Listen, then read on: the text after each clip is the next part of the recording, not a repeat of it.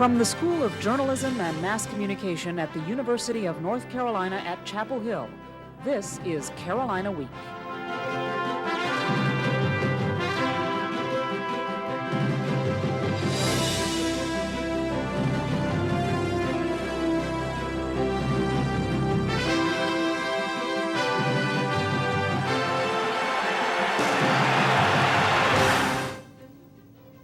Good evening, and thanks for joining us for this November 8th edition of Carolina Week. I'm Katie Parley. And I'm Bridget Williams. We're proud to be bringing you coverage of Carolina news and events. UNC and the community are always talking politics. And this year, there's no question the presidential election will be the topic of debates for quite some time. Carolina Week's Christy Fair has more. Despite light rain and overcast skies, Orange County voters turned out in record numbers. But most voters were able to get in and out of the polling sites quickly because officials have streamlined the process. But even people who had to wait had a sense of how important their votes would be. The closeness of this election should prove that there's power behind each ballot. Think of how many people lost their lives for us to be able to vote, for us to have a democracy. I think we're really lucky, and I just have to do my part. And they recognize the consequences of not voting. It's those people that don't go out and vote who sit around and complain about things that happen in their lives that they say they have no control over. And the best way not to have control over something is not to say anything at all. And although the political process disappointed Camille Pickett, she still participated. I really wanted to vote for Ralph Nader for president, and the fact that I couldn't even write him in because it would just be ignored, that made me pretty angry, but I decided to vote for the lesser of two evils. The biggest evil of all is no vote. If this election did nothing else, it drove that point home. In Chapel Hill, I'm Christy Fair, Carolina Week. But voters will have to wait and see if their votes get their man in office. There's sure to be controversy for some time concerning this election and whether the Electoral College system works. Many feel elections should be based on popular vote alone. In our Speak Out segment today, Carolina students offer their opinions. Whoever argues against the system now is going to look like they did it just because they lost, so it's kind of a problem. Neither one of them is going to step out and say it now until it's over. I don't think anything should be changed. I think the Founding Fathers perfected the system, and the Electoral College is in place to prevent a mob rule. The popular vote is the basic feelings of the people and how they want who they want the country to be led by. So based on that, the election should be based on the popular vote. I believe the Electoral College was set up for a good purpose when it was set up, but I think that it's dated now, and I feel that everyone's vote, no matter where they live, should count just as much as anyone else's. I think the popular vote should be way more than the Electoral College vote, because the popular vote is what the people themselves want. The problem doesn't lie in our system as a democracy. I believe it lies in the media and how they jump to conclusions and automatically assume that somebody's won when they really haven't. Our sample of students is in no way scientific and shouldn't be taken as a reflection of widespread opinions on campus. Work is already underway on spending the higher education bonds voters have promised to North Carolina. Fewer than 12 hours after the vote seemed to favor the passage of the bond proposal, university officials were meeting with Governor Jim Hunt to begin the next step. We have a very big job to get the bond sold, to get the planning completed, to launch the renovations and modernization and the new construction. This is what we've been waiting for, and now what we're doing is shifting gears to do what we've really wanted to do now for at least 2 years. Proponents of the bond gathered at the Brownstone Hotel in Raleigh to watch the results come in from the poll sites. Early on, supporters milled around calmly as results showed more than 70% of the voters in favor of the proposal for most of the evening. The state of North Carolina will sell $3.1 billion in bonds to renovate and rebuild facilities at state-supported universities and community colleges. This week's presidential election proves that every single person has the power to bring about change. And as Carolina Week's Michelle Muscatello tells us, there are many Americans who could be eligible to vote but don't know it. Orange County residents flocked to the polling sites Tuesday, exercising their right to vote in this year's elections. But state laws barred one group of North Carolina residents from casting a vote. Convicted felons in jail, on parole, or probation in North Carolina had no say in picking a new president. Once ex-convicts have completed their parole and probation times, they can reapply to vote. The supervisor of elections in Orange County says even if felons don't try to have voting rights restored, it's important for them to know they can. Normally do not have that many people that have been convicted of felony that vote. But we do encourage them as soon as they get their citizenship back to come in and register again.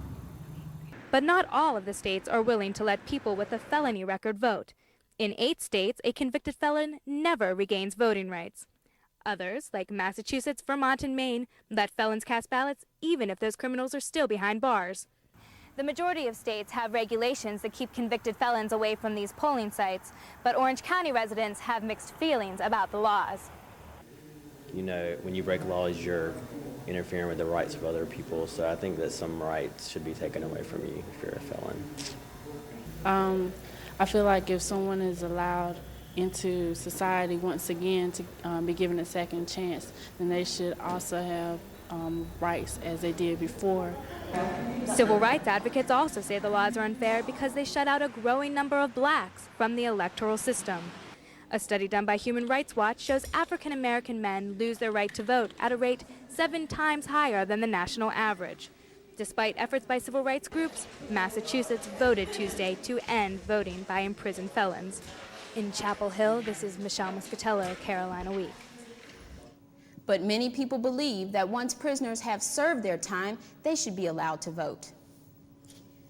He knew John F. Kennedy and Malcolm X, and he's one of our most famous faculty members. We'll tell you about the man behind the bow tie when Carolina Week continues.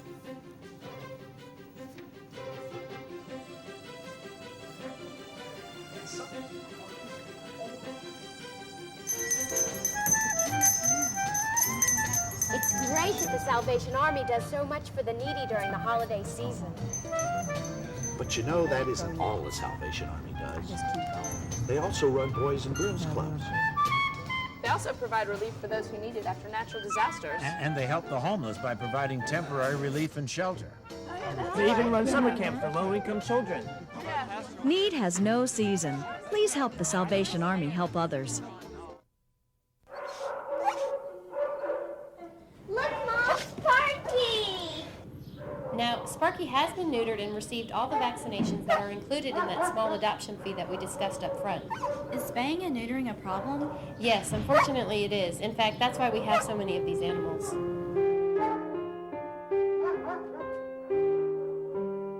%70% of the animals are never adopted from a shelter. You can make a difference. Adopt a pet.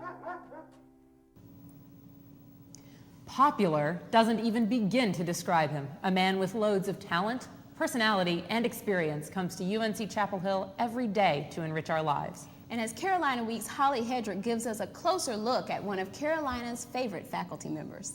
Oh, God, it was unbelievable.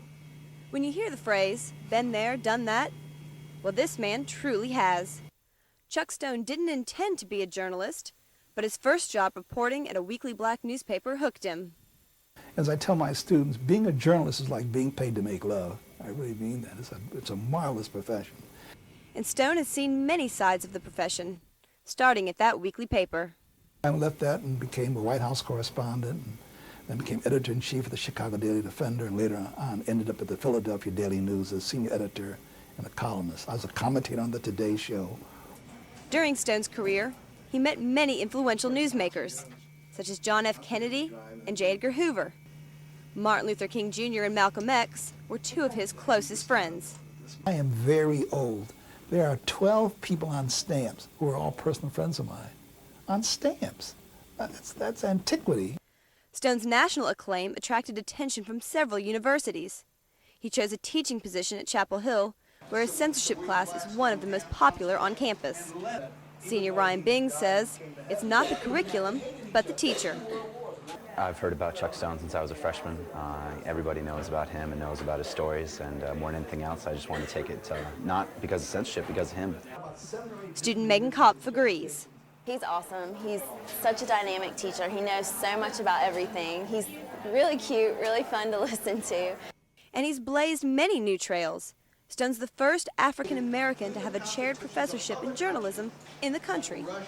But for Stone, family and home life are most important. One of my proudest achievements is I raised 3 children with my wife, and one of them has been very successful. You know that "Was Up" commercial? That's my son. Chuck Stone's home is his comfort zone, where he surrounds himself with treasures from around the world, like his favorite piece, this Gandhi statue from India.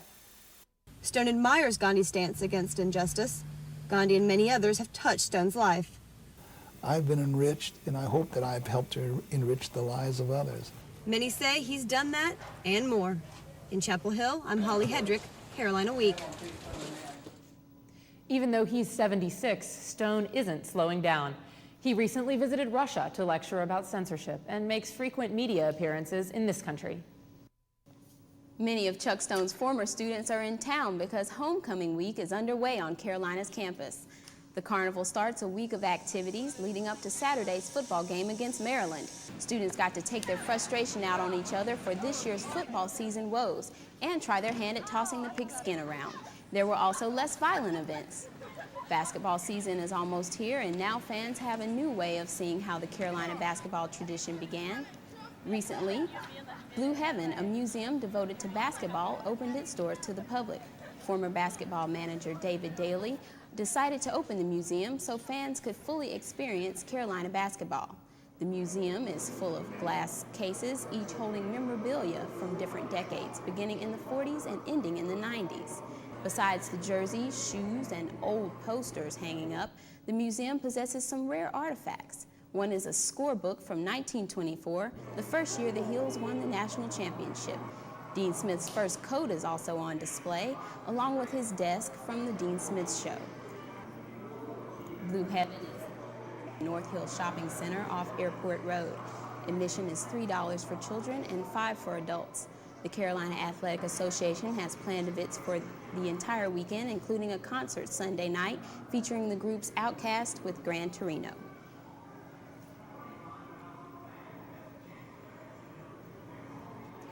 UNC and NC State compete for more than just bragging rights on the basketball court.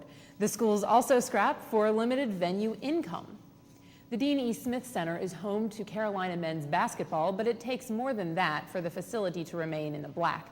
UNC officials recently announced that the Smith Center fell nearly $1 million short of breaking even for the past fiscal year.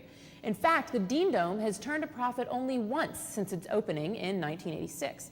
The Smith Center management points the finger at the recently rebuilt Raleigh Entertainment and Sports Arena for the reason for the deficit. The ESA, designed as a multi-purpose facility, is better suited for concerts and large events than the Dean Dome, which was built primarily for basketball. According to a recent UN report, more than 1 in 7 people in the world suffer from hunger and malnutrition. That fact might be far from the minds of most college students, but one campus group sponsored a hunger banquet to make students aware of the growing international problem. The banquet showed students the sharp disparities between the rich and poor by giving students different types and amounts of food. Hunger and Homelessness Outreach Project, or HOPE for short, is sponsoring this week's activities. Co-chair for HOPE, Love Haley, says hunger and homelessness are problems right here in Chapel Hill. We're just trying to get people aware of how it's really becoming such an important issue within society and among just going on Franklin Street. A food drive and clothing drive is also part of this week's activities. This is a beautiful time of year, especially in North Carolina. Brightly colored leaves dot the landscape during the autumn season. Once daylight becomes scarce and the cooler winds blow, green leaves transform into shades of red, yellow, and orange. The color change happens because leaves stop making their food. Chlorophyll breaks down and the green pigment disappears, leaving behind a rainbow of colors. When the leaves finally blow off the tree, a leaf sear forms. This sear seals the hole where the stem attached to the trunk and protects the tree from winter chill. The duration of fall depends on how long there's a lack of high temperatures, light, and water supply. The Tar Heels have their last home football game this weekend after a big win on the road. Carolina Week's Devin Biggins and has all the details later in sports. And the cool fall weather seems perfect for the game of hunting and gathering, at least for furry little creatures.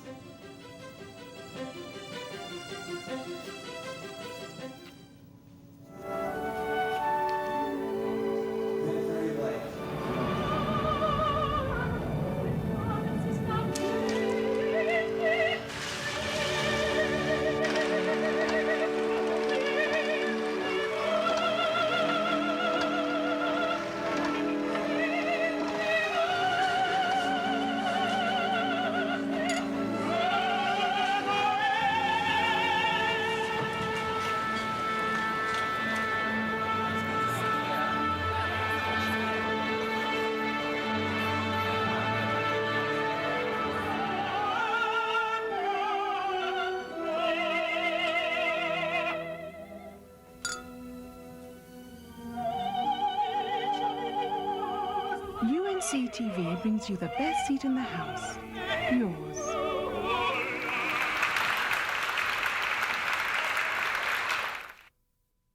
Regardless of our age, gender, race, or sexual orientation, AIDS affects everyone. Patsy's son died of AIDS, but she is determined to combat this disease. Karen has HIV, but will be at her son's graduation. Susan's teenage daughter has AIDS and big plans for college. For these women, Mother's Day will never be the same, but they believe there's hope. Join them. Get involved. Call 919-834-2437. Kelly, Katie, it's so muggy outside and it hasn't even really rained lately. But you know what? Better cool and humid than hot and humid. Yeah, humid either way is bad. And you know, you pretty much hit it on the head, Bridget. We haven't seen nearly enough rain, which we'll talk about in a little bit. But first I want to go to the weather question, which is a pretty interesting one. In fact, it has to do with rain. Certainly not the type that we've seen lately. The question this week is, what has never fallen during a rainstorm? Is it A, cats, B, fish, C, starfish, or D, frogs? We'll come back in a little bit, see if you can rule out the one that has never actually fallen during a rainstorm. But for now, let's take a look outside around campus and see what's been going on throughout the middle of this week.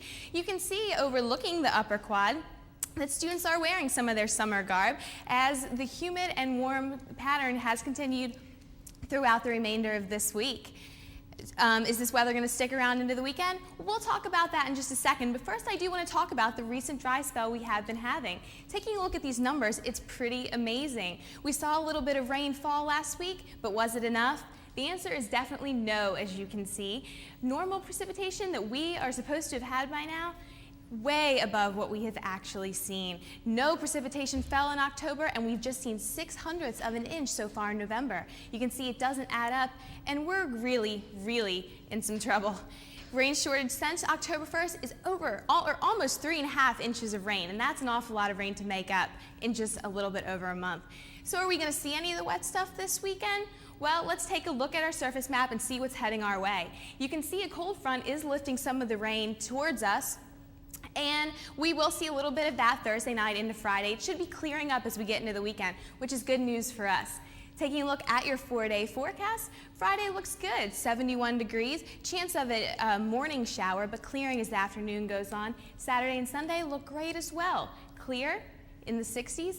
And if you're lucky enough to head out to the beach this weekend, temps look great there, a little warmer than here. And if you're lucky enough to make your way up to the mountains this weekend, look at some of the trees, take a hike, temps look great there, a little bit cooler, and a chance for some showers on Sunday. Now, if you're planning on sticking around for the game this weekend as the Tar Heels take on the Terrapins from Maryland, game time is at noon, and the temps look great. 59 degrees as we kick off at about 12 noon. So, we won't see any rain on Saturday, and I certainly hope it won't be the kind that's in our weather question, but have you been able to rule out one of them? Frogs. I think everybody likes rain but cats. Good guess. It's disturbing to think that all three of them have fallen, but yes, the cats have not. Yes, so now you know. Well, Carolina women's soccer team is hoping to repeat last year's national championship performance. See how they're diving headfirst into postseason. Carolina Week's Devin Biganis has that and the rest of sports next.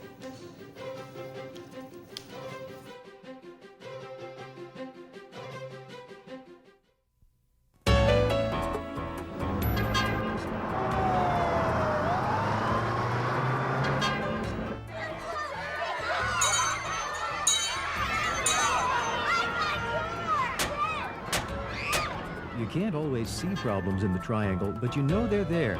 Be part of the solution. Join Leadership Triangle. For information, call 919-549-9840.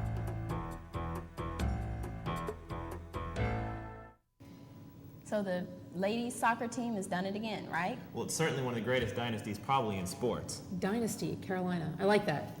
Good word. Tell us more.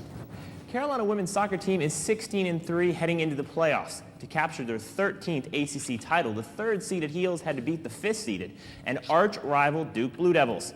Here with the assist from tournament MVP Alyssa Ramsey races through the D and scores. UNC up 1-0. Another Florence assist sets up Jordan Walker's goal, giving the Heels a 2-0 halftime lead. Carolina scores 2 more times in the second half, shutting out the Devils 4-0. UNC earns a first-round bye in the NCAA Women's College Cup and will next play the winner of Liberty-Wake Forest game. The North Carolina football team can breathe a temporary sigh of relief. The team kept its Bulls' hopes alive with a victory this past Saturday against Pitt. Pick it up with Carolina knocking on heaven's door, and who let the offense out? Willie Parker scores on a trick play to put the Heels up 7-3. Now Anthony Saunders powers through the line and finds the end zone, but Pitt would not go gently into that good night. David Priestley finds Lateef Grimm with this bullet pass right here as he finds him in the corner of the end zone. But Julius Peppers slams the door. Here with his 3rd sack of the day, he is now just 3 sacks short of Lawrence Taylor's single-season record of 16. The Heels try once again to extend their Bull hopes against Maryland this Saturday at high noon. You may think that Matt Doherty and Carl Torbush run the media show, but instead, the enormous press coverage of the Heels is directed by Steve Kirshner. The North Carolina Tar Heels are one of the most heavily covered teams in the country. What you hear from the players and coaches is organized by the media relations staff. Steve Kirshner is the director of media relations for both basketball and football and has the job of managing the media coverage of the Tar Heels. Our number one job description is that we are the liaison between the media and the athletic department. Whether that's someone wanting to set up an interview, we're the main go-between between the outside world and the athletic department, and we also are an advisor. Steve describes the key in his career that led him to one of the finest athletic programs in the country. I worked in minor league baseball as a kid, as a bat boy, and as a clubhouse equipment manager. And when I got to college, I figured I'd been a manager for long enough, so the baseball coach pointed me in the direction of the sports information office. One of the students who works in the sports information office for Steve Kirshner describes her boss. He's very willing to teach the students, and I think he gives us a lot of responsibility. He lets us do a lot of things and helps us a lot. He's a great boss. Kirshner has some advice for those people who are interested in entering the field of media relations. I think the Sports Information Office is a great way for students who want to get involved in public relations because we have our students with hands-on experience. We assign them sports, whether it's field hockey, baseball, or sometimes football and basketball. So there's a ton of hands-on experience through our office. The sports information staff will be busy this winter. Among other things, the men's basketball team is ranked 4th in the country. Both the men's and women's swimming teams and diving teams have established new records. First, the ladies. Entering this weekend's match, the Lady Tar Heels and the Michigan Wolverines were tied for 9th in the national rankings. Freshman Jessie Perkua becomes the 3rd fastest swimmer ever in the 200-yard freestyle event with a time of 1 minute and 48.37 seconds. 200-yard meter relay was close, and as the Tar Heels win the event by just 0.09 of a second. Michigan takes first in both the 1 and the 3-meter diving contest, but Carolina outswims the competition, drowning Michigan 207 to 163. Carolina's 22nd ranked men's swimming and diving team was up against 10th ranked Minnesota. Junior Kevin Ernle wins 2 individual events, including this one in the 200-yard meter relay.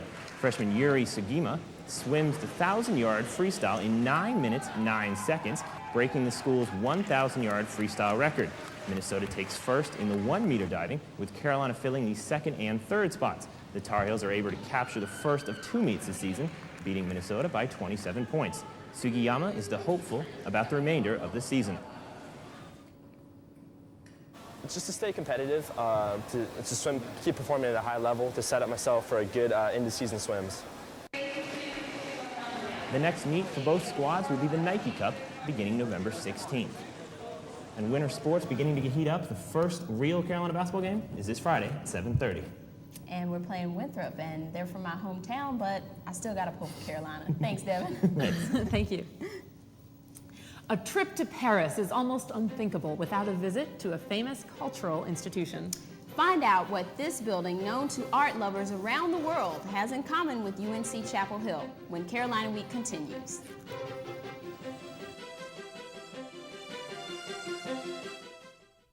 What is United Cerebral Palsy? Therapy and education. Employment opportunities. Independent living. Family camp. United Cerebral Palsy. Building bridges to independence. You see people, we see promise. Call 800-868-3787. Hey, Mark, where are you going with your piggy bank? I'm going to give my allowance to the Interfaith Council. Why? Mom says they help people, and they need our help, too. The Interfaith Council helps adults and children through job training, family support, and education. They can't survive without community support. Every donation counts. I want to help, too. Call the Interfaith Council at 929-6380. And I can definitely get that picture to you. I tell you what, I'll send it out in the morning. Okay, bye-bye. Hi, sweetheart. How you hearing today, huh? Good. Because I don't think you heard me yesterday when we decided that you are not to have business in this house. You have family. Where are your kids? Upstairs, Jim. James, shouldn't you be in that kitchen cooking my dinner right now? Because that's your job. Do it. This woman may not have any cuts or bruises, but she's still scarred.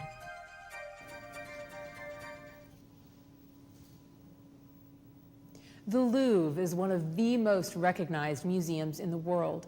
It opened its doors to the public the same year this university admitted its first student, 1793. Although the Louvre was created more than 800 years ago, it wasn't open to the public till November 8, 1793. Before that, it served many purposes, including a medieval fortress and a palace for the kings of France. It's been a museum for the past 2 centuries. The Mona Lisa, Venus de Milo, and The Liberty Leading the People are just a few of the famous works located at the museum.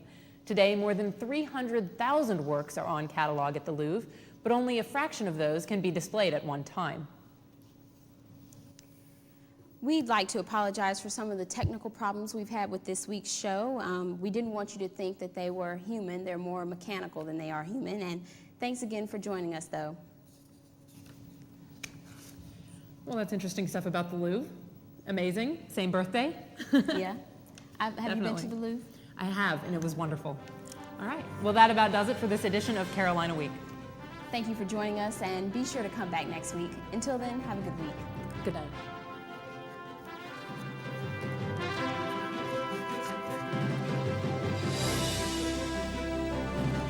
If you have a story idea, contact Carolina Week at 843-8292 or carolinaweek@unc.edu. If you have questions or concerns about this program, write Carolina Week at Campus Box 3365, UNC-CH, Chapel Hill, North Carolina, 27599.